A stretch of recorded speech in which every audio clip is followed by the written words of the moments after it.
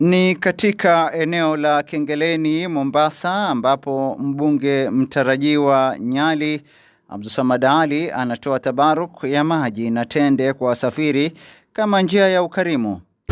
Kwa majina, mimi naitwa Abdulswamad Ali kutoka Nyali, Mombasa, na leo tumepata fursa ya kuweza kujumuika na Waislamu wenzetu ambayo wameshikika barabarani na hawakuweza kufika nyumbani katika wakati mzuri, na tumeweza kuwatabaruk, yani kuwagawanyia tende na maji ili by the time wakifika nyumbani wawe tayari washafungua, ili to save time. Ni tukio hili katika kipindi hiki cha mwezi mtukufu wa Ramadhani ambacho ni ishara ya unyenyekevu na ukarimu, ambazo ni sifa muhimu kwa kiongozi. Na ni wakati mzuri katika huu mwezi huu wa Ramadhani. Niko na program ambayo inaitwa Fungua Mwadhini na AA.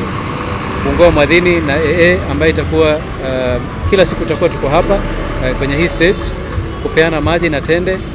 Alafu pia tutakuwa tukitembea katika sehemu tofauti tukiweza kufungua mwadhini na watu katika zile sehemu.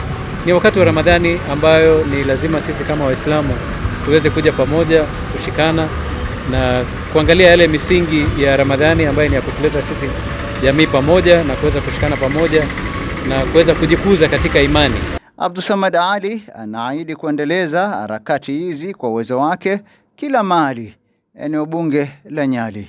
Kwa hivyo ni siku yetu ya kwanza kuwa hapa, na Mungu akipenda tutakuwa hapa siku zote mpaka Ramadhani itakapoisha, ili kuweza kujumuika na wale Waislamu wale wote ambao wamefunga, ili Ramadhani iende vizuri. Jonathan Mwanzia, Al Shifaa TV, Mombasa.